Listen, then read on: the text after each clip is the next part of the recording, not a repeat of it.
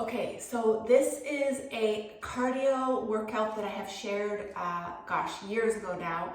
And I know some of you still use that workout for when you want to do a HIIT style workout or a high intensity style workout.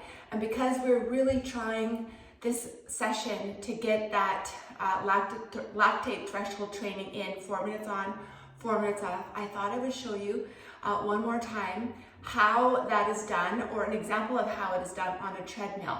So I also love to do it on my assault bike.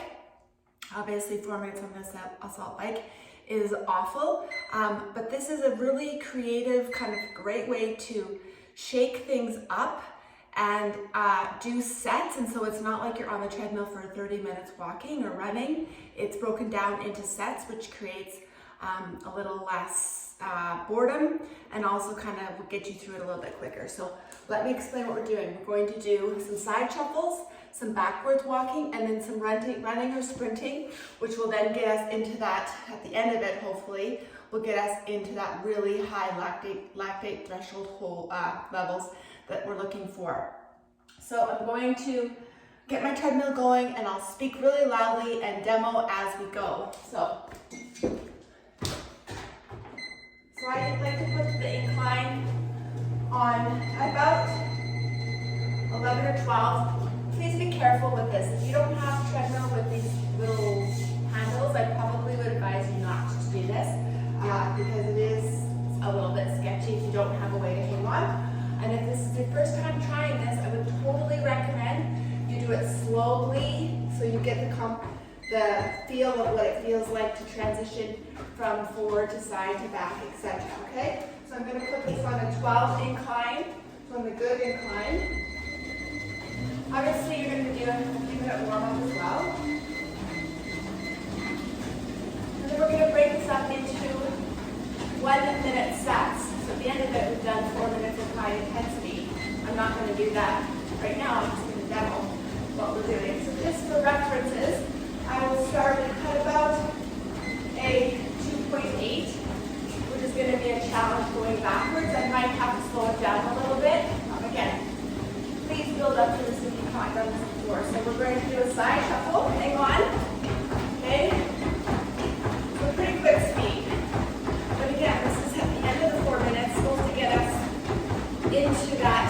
I could not go for any longer feeling, right? Once you feel good, always try to let go. That's for 1 minute. Then you're going to go backwards, a lot harder. But I can actually run pretty quickly going backwards because it isolates different parts of my body. This is for 1 minute.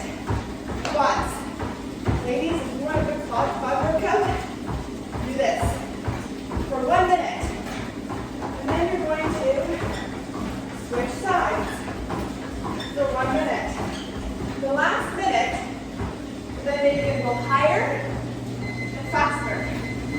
Leading yourself for that last minute as uncomfortable as you can manage. So this is 3-7, and I can tell you at 15 incline after the minute, even if I was power walking, right? Probably better for me to do this because I'm using and recruiting more leg muscles rather than this little sissy run. There you can see, it's only been a minute and I'm barely able to breathe or speak. So the end of the 4 minutes,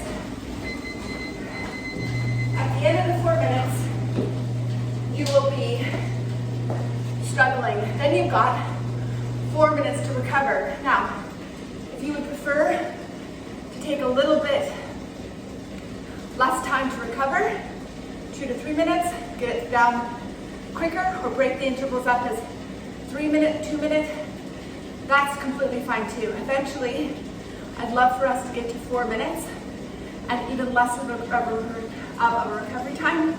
But again, we're going to build up to this. So break it up. Play with your speeds, play with your inclines, listen to your body.